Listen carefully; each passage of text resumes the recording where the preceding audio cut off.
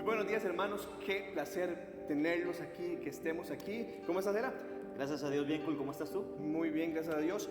Hoy tenemos una mañana para alabar a Dios, para bendecir a Dios. Y más o menos, ¿cómo viene la enseñanza para hoy? Bueno, es una mañana de retos, es una mañana donde no son las circunstancias los que nos establecen los retos. Es nuestro Señor Jesucristo el que nos busca para llamarnos a una nueva adoración, a un nuevo compromiso y a una nueva renovación de nuestro discipulado. Esta vida cristiana es de puros retos, pero con Cristo tenemos la respuesta. Amén, así es. Vieras de que esta semana conversaba con alguien de la iglesia y me decía, durante mucho tiempo le pedí a Dios porque estaba bastante cansada ya con un trabajo y resulta que el 6 de marzo le dieron su carta de despido. ¿Y sabes cuál fue la actitud de esa persona? Dígame. Le dio gracias a Dios. ¿Por qué razón? Porque ha empezado un pequeño negocio que en algún momento ella se planteaba, pero no lo visualizaba en circunstancias como esta. Entonces, mientras conversaba con ella, nos alegrábamos juntos al decirme, con la liquidación que tengo, voy a comprar el horno para empezar el proyecto que ya he echado a andar porque ya tengo pedidos de la panadería que quiero montarme. ¿Qué te parece eso? Gloria a Dios, buenísimo. Creo que la vida cristiana se trata mucho de eso. Y vamos a tener en el transcurso de la vida muchos retos, pero también tener fe que en Cristo vamos a tener esa respuesta. Amén. Así es, entonces les invitamos a que se unan a nosotros en este tiempo de alabanza y adoración y que podamos disfrutar la presencia de Dios en esta hermosa mañana todos juntos.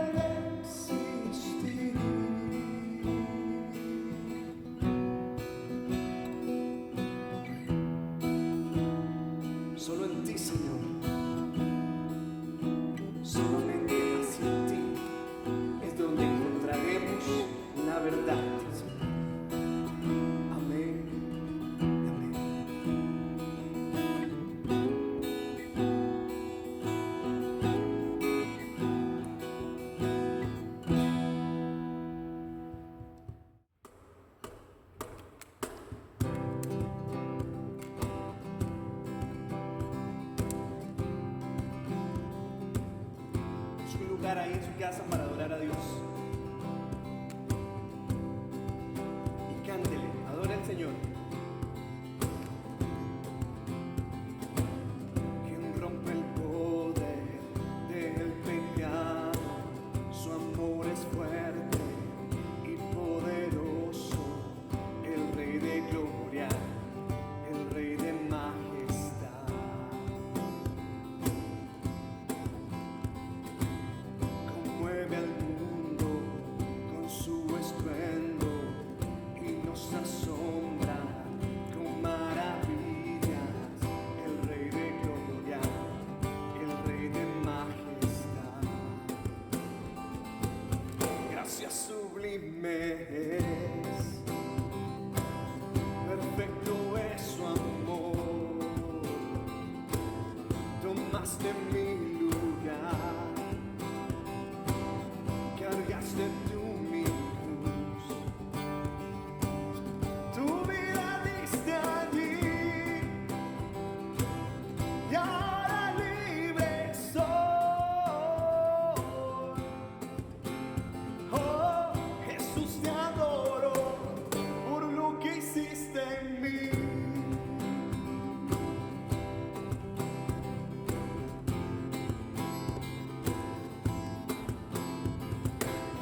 Pusiste en orden todo el caos, nos adoptaste como tus hijos, el Rey de gloria, el Rey de majestad, el que gobierna con su justicia y resplandece con su belleza, el Rey de gloria, el Rey de majestad. Gracias sublime es, perfecto es su amor. Tomaste mi lugar, cargaste tú mi cruz, tu vida diste ahí y ahora libre soy. Oh, Jesús, te adoro por lo que hiciste en mí.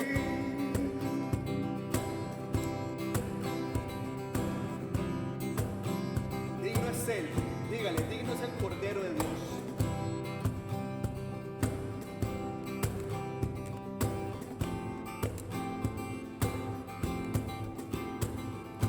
Digno es el Cordero de Dios, digno es el Rey que la muerte venció, digno es el Cordero de Dios, digno es el Rey que la muerte venció, digno es el Cordero de Dios, digno es el Rey que la muerte venció, digno es el Cordero de Dios, digno, digno, digno. Gracias sublime es, perfecto es su amor. Tomaste mi lugar, cargaste tú mi cruz, tu vida diste ahí y ahora libre soy. Oh, Jesús, te adoro por lo que hiciste en mí.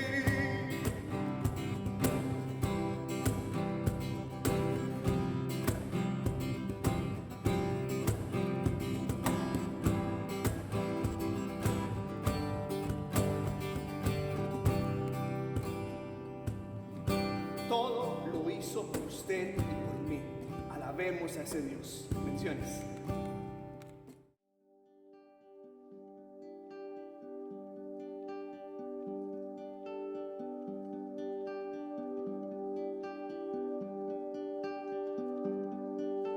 Que Dios te bendiga.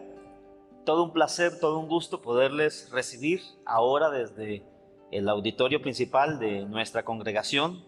Aun cuando ustedes no están presentes, sabemos que en el Espíritu somos uno y buenas son cada mañana las misericordias de nuestro Dios. Así que disfrutemos este espacio que vayamos a tener en esta modalidad y sobre todas las cosas, encomendémonos a Dios para que su palabra penetre en nuestro corazón y pueda encontrar un lugar en nuestras vidas que nos transforme y que nos cambie. Antes del pasaje que vamos a estudiar o los pasajes que vamos a ver, quisiera pedirte que oremos y pongamos este espacio en sus manos. Buen Dios y Señor Todopoderoso, te damos gracias. Estamos delante de ti, mi Jesús, esperando tu protección, en tu cuidado, en tus manos, sabiendo de que tu iglesia sigue adelante, que tu iglesia avanza y por ningún motivo, razón o circunstancia se detendrá. Nosotros somos parte de ella. Estamos, Dios, bajo tu cobertura, la cobertura del Todopoderoso, del Soberano, de los reyes de la tierra. Te pertenecemos a ti, nuestras vidas te pertenecen.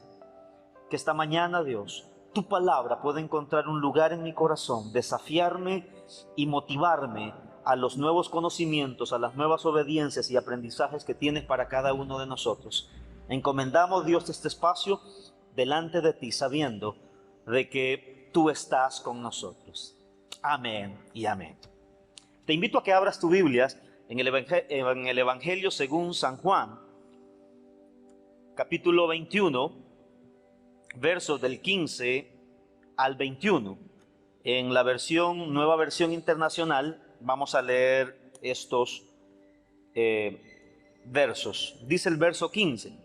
Cuando terminaron de desayunar, Jesús le preguntó a Simón Pedro: Simón, hijo de Juan, ¿me amas más que estos? Sí, Señor, tú sabes que te quiero, contestó Pedro. Apacienta mis corderos, le dijo Jesús. Y volvió a preguntarle: Simón, hijo de Juan, ¿me amas? Sí, Señor, tú sabes que te quiero. Cuida de mis ovejas. Por tercera vez Jesús le preguntó: Simón, hijo de Juan, ¿me quieres? A Pedro le dolió que por tercera vez Jesús le hubiera preguntado: ¿me quieres? Así que le dijo: Señor, tú lo sabes todo, tú sabes que te quiero. Apacienta mis ovejas, le dijo Jesús. De veras te aseguro que cuando eras más joven te vestías tú mismo e ibas a donde querías, pero cuando seas viejo extenderás las manos y otro te vestirá y te llevará a donde no quieras ir. Eso dijo Jesús para dar a entender la clase de muerte con que Pedro glorificaría a Dios. Después de eso añadió: sígueme. En este texto que acabamos de leer encontramos uno de los grandes personajes de la Biblia, como es el apóstol Pedro. Y creo que tenemos mucho que aprender en esta mañana sobre eso y sobre el Evangelio de Juan, que trataremos dos aspectos. Quisiera hablarte sobre los retos cristianos en los tiempos que vivimos. Retos, sí, retos de vida. Escuchaba durante esta semana el relato de la historia de este muchacho de Piedades, de San Ramón, como es Junior Oporta. Es un chico nicaragüense con situaciones de vida bastante difíciles. Fue abandonado por su madre y se lo entregó a su abuela y le dejó una caja de un muñeco y esta señora que rechazó a su hijo le dijo que el chico le quedaban pocas horas para morir, así es que ahí le dejaba esa caja para poder enterrarlo. La abuela tal vez no tuvo ese discernimiento de aquel bebé que estaba siendo abandonado en ese momento y lo dejó ahí. La persona que finalmente adoptó a este muchacho Junior,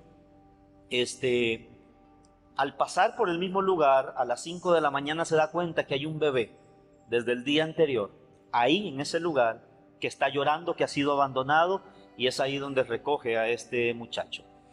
Él cuenta su historia de vida, cómo poder ir a estudiar caminando 7 kilómetros y teniéndose que regresar.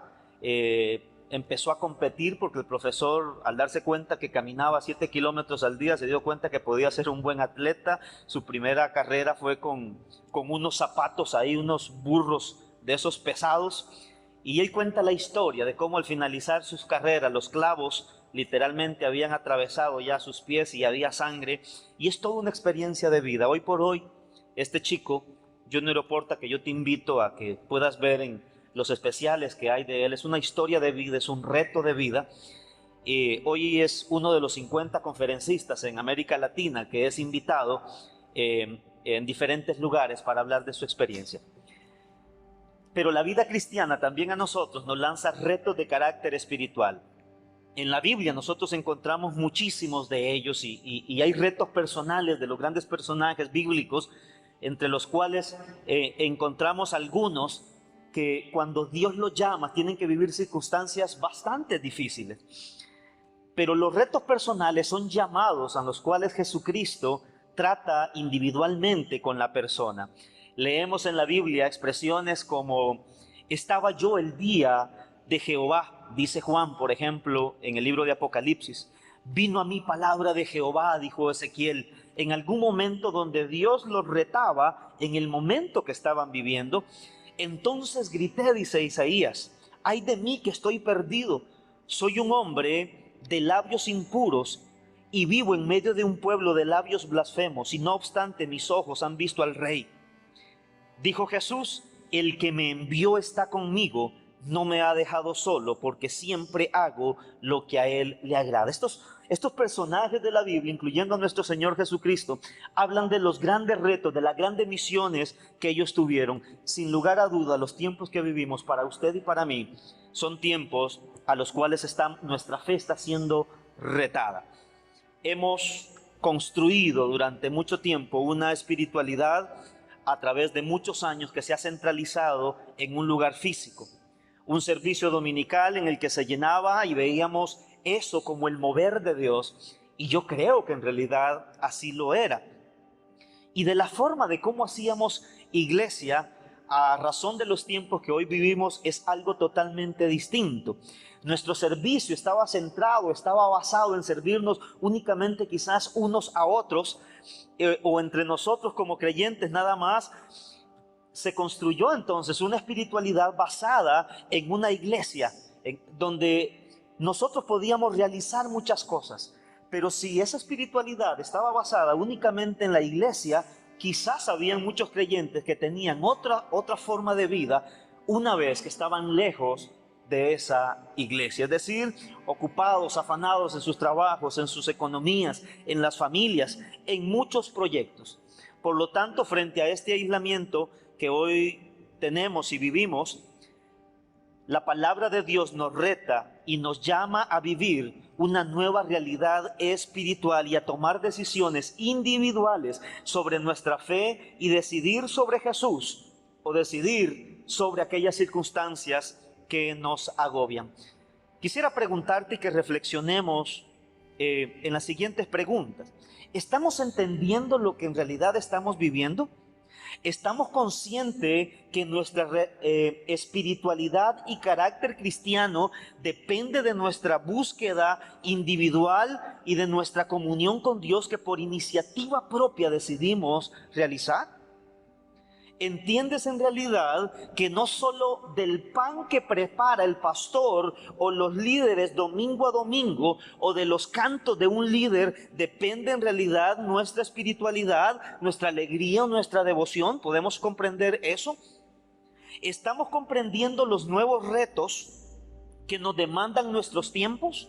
¿Cuáles son entonces esos retos? Y es importante adentrarnos en este pasaje que acabamos de leer para entender el gran reto que Jesucristo le lanza al apóstol Pedro. Sí, ese hombre que vacilaba, sí, ese hombre que había fallado 3 veces, sí, ese hombre que había traicionado a Jesús y que siendo el líder, una vez de que parece que Jesús ha fracasado en la cruz, ellos deciden abandonar totalmente todo aquello por lo cual habían apostado sus vidas durante 3 años. El primer gran reto que nosotros tenemos como cristianos en estos tiempos es renovar nuestro discipulado en Jesús y no en nuestras posibilidades. Quisiera repetírtelo.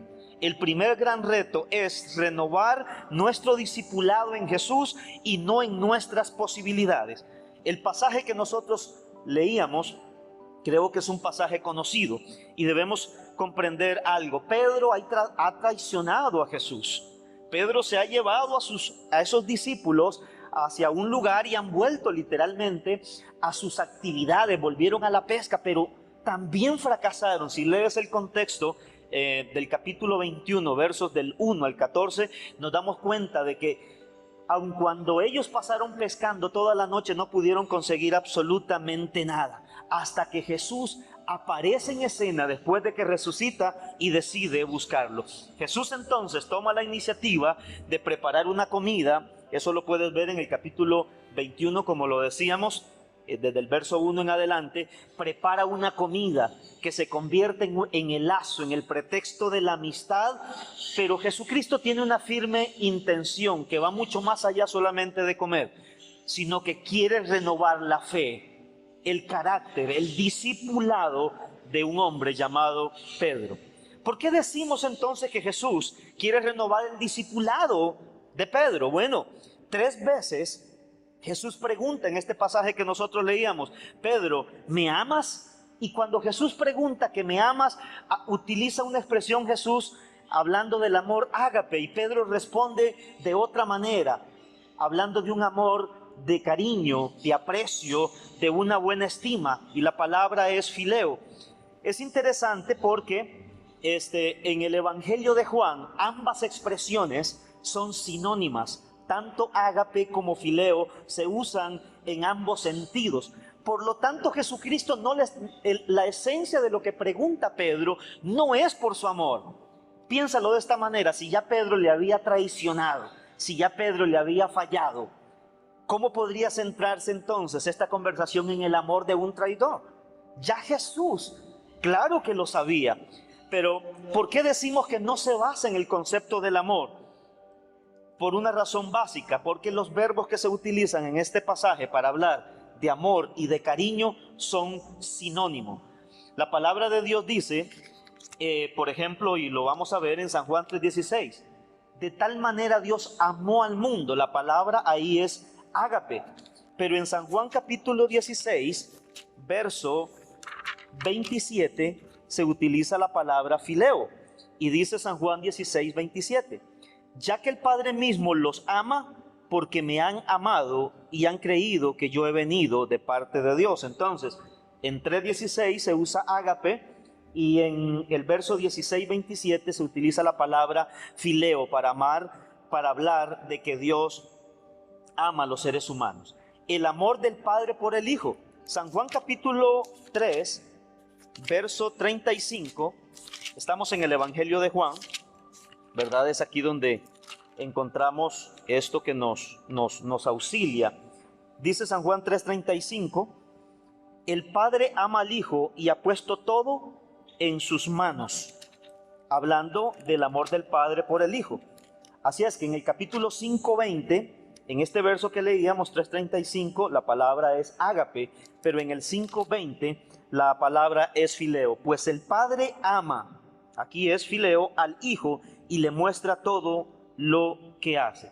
Y un tercer ejemplo lo encontramos en relación el amor de Jesús por los humanos. En el capítulo 11:5 del mismo Evangelio de Juan, en el 11:5, Jesús dice lo siguiente: Jesús amaba a Marta y a su hermana y a Lázaro. Y la expresión en el 11:5 es que Jesús, que amaba a esta familia, la palabra es ágape, pero en el 11:3, en el mismo capítulo 11, Jesús dice lo siguiente: las 2 hermanas mandaron a decirle a Jesús, Señor, tu amigo querido está enfermo. Entonces, estos 3 aspectos nos ayudan a comprender de que cuando Jesús está conversando con Pedro, no radica la conversación en realidad en el amor que Pedro tiene. Por eso es que hablamos de una renovación del discipulado, centrado en Jesús y no en nuestras posibilidades. El segundo aspecto que tenemos que ver aquí es que cuando Jesús le dice a Pedro, Pedro, ¿me amas? Pedro responde, Señor, yo te quiero. Pero Jesús inmediatamente, como las expresiones son sinónimas, Jesús lo que le está diciendo a Pedro es, Pedro, me quieres nada más, pero apacienta mis corderos. Amén. Así que la pregunta de Jesús es si tiene amor incondicional por Él, pero está centrado en Él. Y Jesús reafirma ese amor que sabe que Pedro está ambivalente en esa área, y Jesús lo reafirma diciéndole: apacienta mi cordero. Y es interesante porque la tercera vez Jesús cambia el término. Si usted lee, si regresamos al capítulo 21 de Juan, en el verso 17, por tercera vez Jesús le preguntó: Simón, hijo de Juan, ¿me quieres? Es decir, Jesús utiliza la expresión y la invierte. Ya no habla de amor ágape, sino de fileo. Y de manera maravillosa Jesucristo dice: ¿me quieres? Pero Pedro no resiste más. ¿Qué quiere decir esto entonces? Que Jesús no tiene que esperar a ver lo que hay en Pedro para reafirmarlo, para reafirmar su discipulado. A través del tiempo quizás este pasaje lo hemos visto y quizás lo hemos enseñado desde la perspectiva de que no, Pedro no tenía el amor, Jesús le estaba pidiendo una cosa, pero Pedro respondía con otra. Al final Jesús acepta a las personas con lo que tengan. Y no es el punto en este texto bíblico. Entonces, no se trata de saber si Pedro lo amaba, sino que Jesús, cada vez que Pedro está dando una respuesta totalmente distinta a la que, no a la que Jesús espera, porque ya conoce cómo es Pedro, qué es lo que hay en el corazón de Pedro, sino es para reafirmarlo. Apacienta mi cordero, lo reafirma. Apacienta mis ovejas. Es una reafirmación nuevamente de Jesús a este hombre. Él busca renovar el compromiso y llamarlo a un nuevo reto de vida. Eso es lo que quiere hacer Jesús. Por lo tanto, 3 veces falló Pedro al traicionarlo, y 3 veces Jesús lo conforta, llevándolo a un compromiso centrado en Él. Entonces no podemos señalar aquí que Jesucristo se conforma con posibilidades reducidas de acuerdo a las capacidades y de cómo el ser humano pueda amarlo. Somos retados por medio de lo que Jesús hace, por medio de lo que Jesús ya hizo. Y Jesús está retando entonces a Pedro no aceptar lo que el ser humano puede o quiere hacer, o si tiene tiempo a hacer, sino que es retado a un compromiso, porque debe centrarse nuevamente en Jesucristo. Por lo tanto, el amor, la palabra de Dios dice que no consiste en que nosotros lo hayamos amado. No consistía en que Pedro estuviese amando a Jesús, sino en que Él nos amó primero. Pedro y Jesús no están regateando en este contexto el costo del discipulado. Es decir, Pedro no le está diciendo: mira Jesús, esto es lo que tengo y con esto te puedo seguir y tú tienes que aceptarme. En los tiempos que nosotros vivimos, no está en juego el hecho de ponerse a regatear el discipulado. La exigencia es exactamente la misma. Jesucristo no nos acepta por las posibilidades que nosotros tengamos, porque eso va en contra del Evangelio. El que pone las reglas de nuestro discipulado es Jesucristo, y es Él el que nos desafía y el que nos demanda en los tiempos que vivimos. El precio de discipulado es el mismo, porque la cruz no ha cambiado. Y desde el momento que aceptamos la cruz, somos retados a grandes desafíos, no a nuestras posibilidades, porque si es de acuerdo a nuestras posibilidades, entonces le quitamos la cruz al discipulado de Jesucristo. Lejos de rebajar, amados, las exigencias del Evangelio, Jesús está retando a los creyentes a dar nuevos pasos de crecimiento en su compromiso, pero están centrados en Él.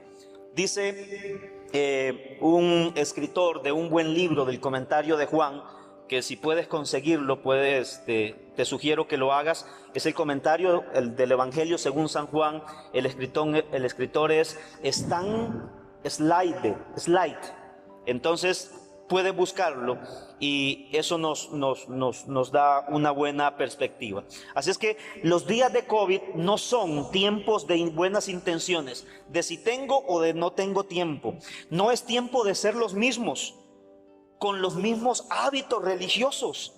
¿Cómo hacen, por ejemplo, las amas de casas con tantas tareas hoy en día dentro de sus hogares? Quizás alguien pueda decir: mire hermano, definitivamente no tengo tiempo. Y créame, yo sé que de verdad no tienen tiempo, pero hay que sacar el tiempo en medio de todas las cosas que tenemos que hacer dentro de nuestros hogares y tomar el papel como María. ahí a los pies de Jesús, buscando dónde aprender, quizás cerrando la puerta y estableciendo límites dentro de nuestros hogares para tomar ese tiempo a razón del reto del discipulado que ahora tenemos.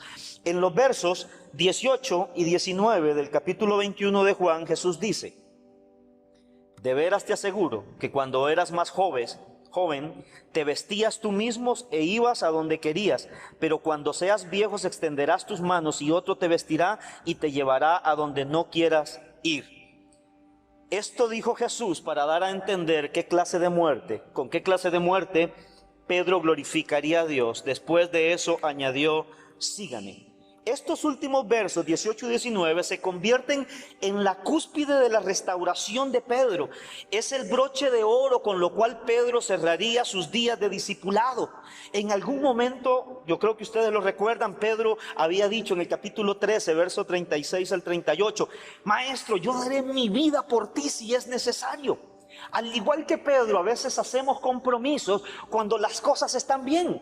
Pero en esta posición Pedro estaba totalmente lejos de aquel compromiso, de aquello a lo cual él aspiraba, pero que no estaba en esa capacidad todavía de hacerlo. Por eso es que Jesús renueva su compromiso, renueva el discipulado. Y es interesante, es Jesús el que lo puede hacer en nuestras vidas si quizás hemos perdido la pasión. Así que Pedro, en el verso 19, él verá cumplido aquel deseo de entregar su vida por Jesús. Y Jesús le dice: mira, Pedro, antes ibas a donde querías, entrabas cuando querías y salía cuando tú también lo disponías, te vestías como tú querías, pero habrá alguien más, dice Jesús a Pedro, cuando ya madures vas a tener que extender tus manos y otros te vestirá y te llevará donde no quieres ir. Y Juan agrega que era la forma de cómo el apóstol Pedro habría de morir por la causa de Jesucristo.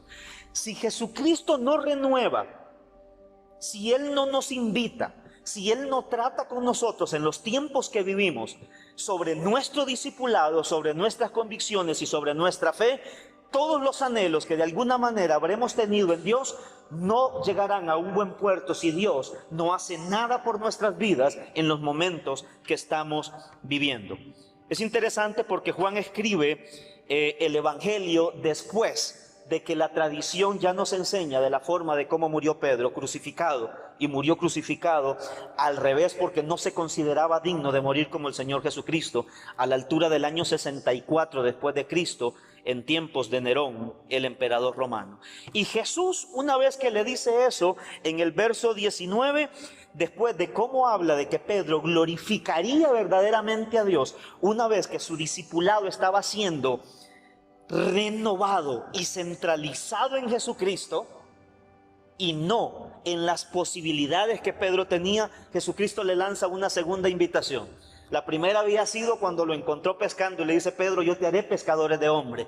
Ahora, después que Pedro ha traicionado y ha pasado todas estas etapas en su vida, el Cristo resucitado le vuelve a decir: sígueme, es decir, continúa siguiéndome, pero con un nivel de compromiso mayor al cual yo ya vine a invitarte.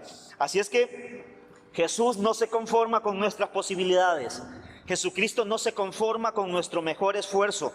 Él sabe que somos débiles, sí, eso es cierto, pero Él viene a buscarnos para una nueva fidelidad, para nuevos retos en la vida, para gente con un carácter superior en Dios. Si nosotros hubiésemos tenido la oportunidad de poder conversar con el apóstol Pedro antes de que él muriera crucificado de la forma que lo hizo, y nosotros le preguntáramos ¿qué cambió su vida?, yo tengo la sospecha de que Pedro nos hubiese hablado de este compromiso y este acercamiento con Jesús en relación a que un día nos diría Pedro: yo renové mi compromiso en circunstancias donde Él me levantó. Así es que no estaba en las posibilidades de Pedro ser fiel hasta la muerte, sino hasta que Jesucristo renovó su compromiso. No se trata, amado, de nuestras posibilidades otra vez. Se trata de cuánto permitamos aceptar el reto de un discipulado renovado en Jesucristo. Hoy más que nunca lo necesitamos. En San Juan capítulo 4, verso del 19 al 24. San Juan capítulo 4, verso del 19 al 24, encontramos otro gran reto que Jesús le lanza a una mujer, y es la mujer samaritana. Conocemos este pasaje y la necesidad de Jesús de querer pasar por Samaria. Dice el capítulo 4 textualmente que Jesús vio necesario. Los judíos cuando tenían que trasladarse entre Judea y Galilea, Samaria estaba en medio. Tenían que recorrer el lago el río Jordán, para poder pasar, porque tener que tocar esa tierra de samaritanos los convertía en impuros, porque ellos eran una clase despreciable de personas. Pero en el capítulo 4, verso 19, se nos relata el encuentro de Jesús con una mujer. Y dice, Nueva Versión Internacional, dice la mujer lo siguiente: Señor, me doy cuenta que tú eres profeta.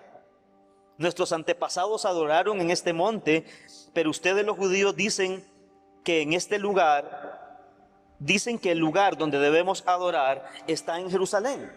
Créeme, mujer, que se acerca la hora en que ni en este monte ni en Jerusalén adorarán al Padre. Ahora ustedes adoran lo que no conocen. Nosotros adoramos lo que conocemos, porque la salvación proviene de los judíos. Pero se acerca la hora, y ha llegado ya, en que los verdaderos adoradores rendirán culto al Padre en espíritu y en verdad, porque así quiere el Padre que sean los que le adoren. Dios es espíritu, y quienes lo adoran deben hacerlo en espíritu y en verdad. Jesús, al tener esta conversación con esa mujer, este pozo estaba a 1,5 kilómetros de la ciudad de Samaria. Los discípulos deciden ir, y la mujer llega probablemente al mediodía, dice el pasaje, en la hora sexta. Inusual que una mujer pudiera llegar a esa hora, y Jesús establece una conversación con esta mujer. Estos samaritanos eran considerados por los judíos medio judíos mezclados.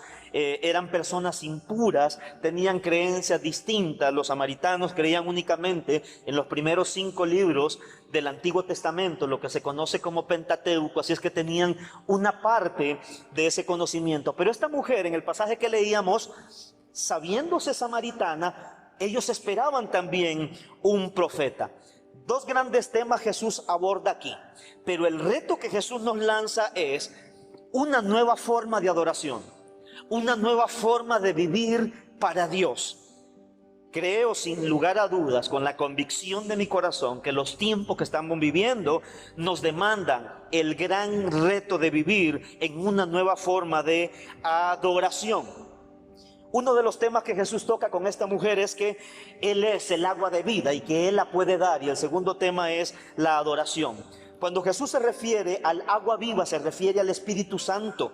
Y dice Jesús que la hora ya viene y que ya está presente en Jesús. Por lo tanto, apunta a una nueva forma de hacer las cosas. Esta mujer, en la conversación con Jesús, es llevada por diferentes etapas. La mujer reconoce que Jesús es judío, en el 4:9, por ejemplo. Reconoce que Jesús es un profeta en el capítulo 4, verso 19. Más tarde, en el 4:29, reconoce que Jesús es un Mesías. Y finalmente, en el capítulo 4:42, reconoce que Jesús es el Salvador del mundo. Es interesante que encontramos en el verso 4:20 que la mujer, en esta conversación con Jesús, después de que Jesús ha revelado su pasado, y Jesús le dice: ¿y tu marido dónde está? Y ella dice: no tengo marido. Pero ella no dijo nada más. Jesús, de una manera empática, le dice: bien has dicho.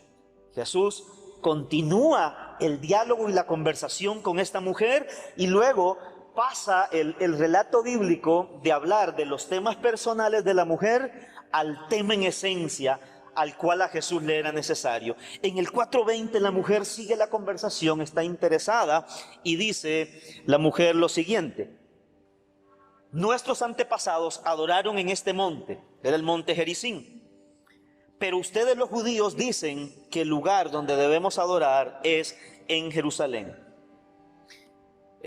Si tú puedes buscar Deuteronomio 11:29 ahí puedes encontrar la relación de que cuando Israel pasa, ya está en la tierra prometida, se establece el monte Gerizim como un lugar de adoración.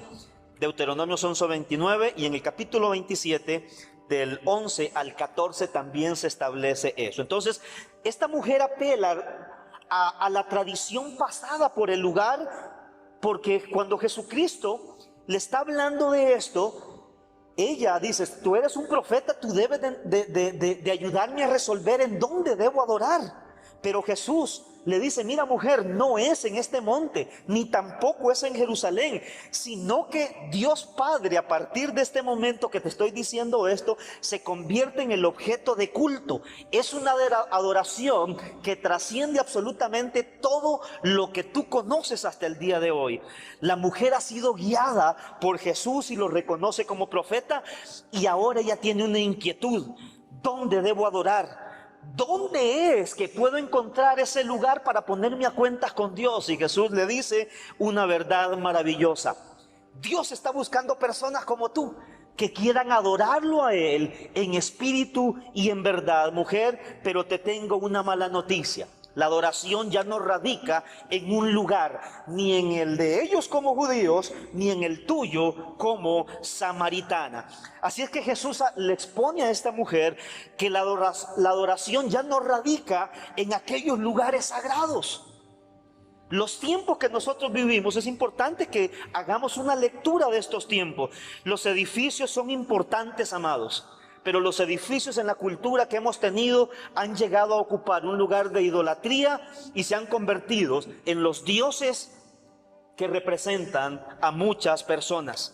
Muchos miden el éxito espiritual por la grandeza de sus templos, su espiritualidad por la calidad de música, y en la cantidad de personas y de los miembros lo ven como el respaldo de Dios para su ministerio. En el verso 4:23 hay una sorpresa, y Jesús le dice a esta mujer: pero se acerca la hora, y ha llegado ya, en que los verdaderos adoradores rendirán culto al Padre en espíritu y en verdad, porque así quiere el Padre que sean los que le adoran. Se acerca la hora, ha llegado ya. Y eso también se repite en el 5:25 de Juan. Si lo buscas conmigo, por favor, 5:25 de Juan dice: ciertamente les aseguro que ya viene la hora y ha llegado ya en que los muertos oirán la voz del Hijo de Dios, y los que la oigan vivirán. ¿Qué cambios necesitaba conocer esta mujer y nosotros sobre este principio de adoración? Había llegado entonces la hora de beber el agua de vida. El reino de Dios estaba en el mundo, pero muchos no lo entendieron ni lo experimentaron. Muchos religiosos siguieron basando su adoración en un lugar físico, y Jesús profetizó puntualmente sobre ese lugar físico que sería destruido a la altura del año 70. Y por 300 años la iglesia no tuvo un edificio y un lugar donde reunirse. Lo hacían en casa, lo hacían en los ríos. En tiempos de persecución llegaron a hacerlo en los cementerios. Y lograron escribir ciertos dibujos que ellos tenían para poder identificarse como creyentes, como es el dibujo del pescadito. Si algunos pueden identificar eso. Así es que Jesús dice que Él está buscando adoradores que no se limitan a discutir si la liturgia es mejor aquí o es mejor allá, si cantan mejor en este lugar, si cantan mejor en otro lado, si ellos tienen algo y nosotros no lo tenemos. Él busca gente en espíritu y verdad, y no adoradores basados en un solo lugar, en escenario, en días dominicales, que a veces escogemos los servicios y decidimos, nos tomamos la potestad de qué asistir y de qué no asistir. Este tiempo que vivimos, amados, sacará a luz la verdadera relación que muchos creyentes tienen con Dios. Y para muchos esto se va a convertir en una piedra de tropiezo, porque sus bases no están centradas en la persona de Jesucristo. Por lo tanto, es tiempo de renovar nuestro discipulado, que seamos radicales y centrarnos en Jesús para que lo adoremos. Si no tomas el tiempo para invertir en tu comunión con Dios ahora, Vivirás en temor cuando haya que salir a reunirse porque tendrás miedo a enfermarte. Es tiempo de ser al estilo de Jesús. Y es interesante que el reto que Jesús lanza es que busca adoradores en espíritu y en verdad. Jesús dijo en San Juan 14:6, yo soy el camino, yo soy la verdad y yo soy la vida. Y Jesús dijo en San Juan 1:33, dice lo siguiente Jesús, dice Juan el Bautista, yo mismo no le conocía, pero el que me envió a bautizar con agua me dijo, aquel sobre quien veas que el Espíritu desciende y permanece es el que bautizará con el Espíritu Santo. En el capítulo 7, verso 37 y 39 de Juan, Jesús dijo lo siguiente, en el último día, el más solemne de la fiesta, Jesús se puso de pie y exclamó, si alguno tiene sed, que venga a mí y beba. De aquel que cree en mí, como dice la Escritura, brotarán ríos de agua viva. Con esto se refería al Espíritu que habían de recibir más tarde los que creyeran en él. Porque hasta ese momento el Espíritu no había sido dado, porque Jesús no había sido glorificado todavía. Entonces Jesús, ¿qué es lo que está diciendo? Si Él es la verdad y Él da el Espíritu Santo, Jesucristo entonces está llamando a adoradores que basen su cántico, su adoración, su alabanza, su estilo de vida en Él. Esos son los adoradores que Él busca. ¿Cómo puedo adorarlo entonces? Adóralo con tu vida, adóralo al despertar, adóralo con tus fuerzas, adóralo con tus recursos, adóralo en tu familia, adóralo con tus hermanos.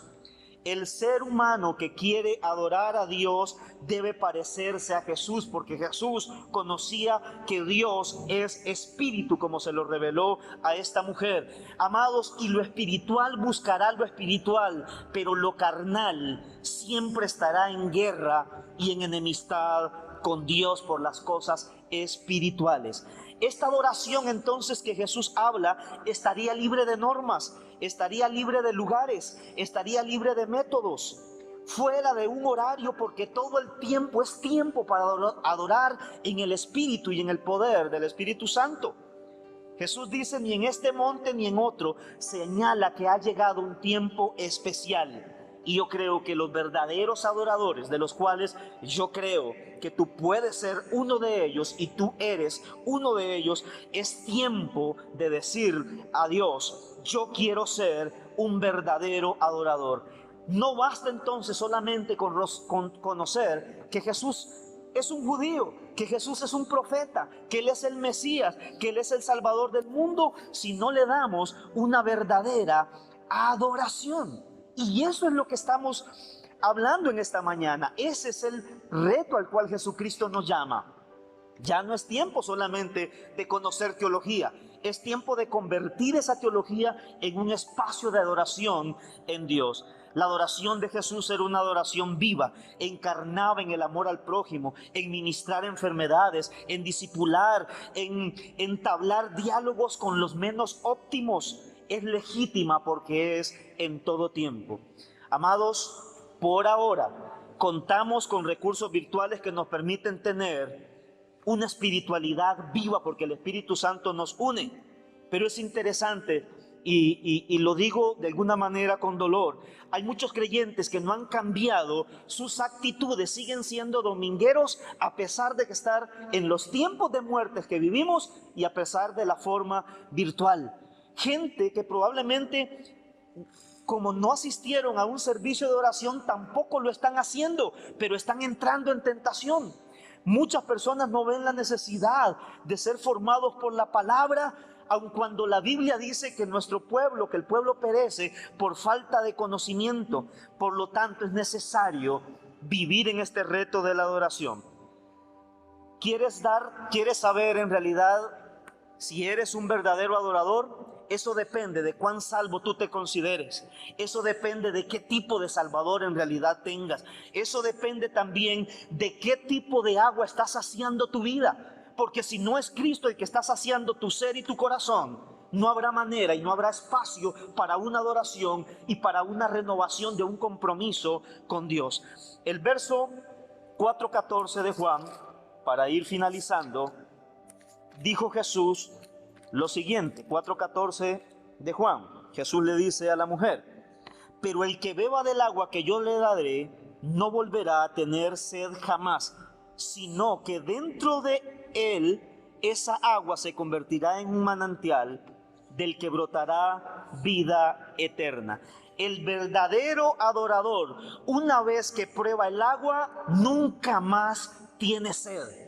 Nunca más está limitado a un espacio físico, a un horario, a una forma, a un método. Con uno o con dos, siempre somos mayoría cuando estamos en la presencia de Jesucristo, porque el Padre, el Hijo y el Espíritu Santo está con nosotros. Así es que de nosotros brotará ese manantial que es traído a nuestra vida. El lunes, el martes, el miércoles, por la mañana, en la tarde, en las bendiciones, en la escasez, en el confinamiento, en la tristeza, en el dolor. Somos adoradores y somos retados por Jesús.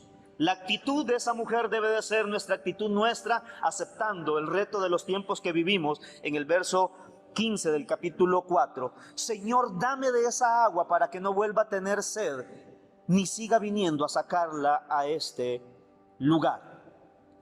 Esa mujer olvidó sus necesidades físicas, olvidó que traía un cántaro y lo olvidó y salió corriendo porque se dio cuenta que alguien había satisfecho, alguien había entrado en su corazón, había sido cautivada por un nuevo reto y una forma de adoración a través de la persona de Jesucristo.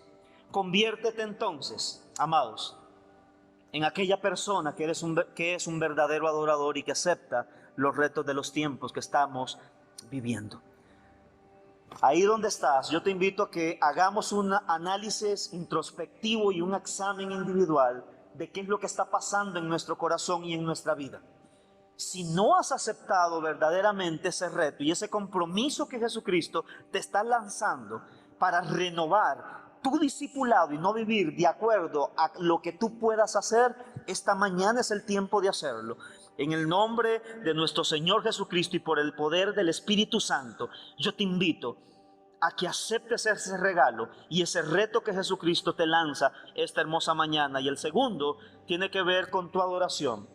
Aparta tiempo, escoge un lugar, involúcrate en tener comunión, aunque sea virtual, no te aísle, pida ayuda si lo necesitas, conéctate con la adoración del resto de la comunidad de fe.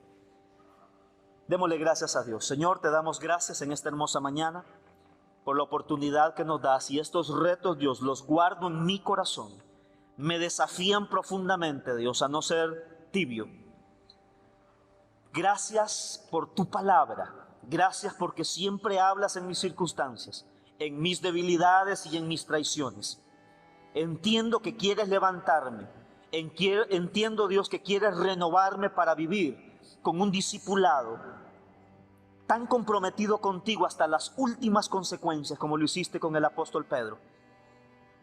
Que quede atrás, Dios, toda tibieza, toda superficialidad. Rompemos, Dios, con todo ídolo cultural de lo superficial que nos llama a vivir únicamente de las apariencias. Y tomo la decisión esta mañana de vivir en el poder de la verdad y del Espíritu Santo, Dios, y convertirme en el adorador que tú esperas.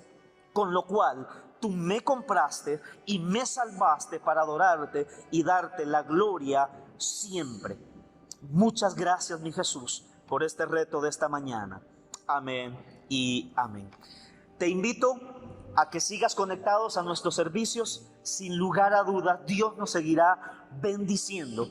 Si por primera vez estuviste con nosotros, gracias por ser parte del Centro Evangelístico Efrata, y te invitamos a que sigas conectado por medio de las redes sociales en todos los servicios disponibles que tenemos para cada uno de ustedes.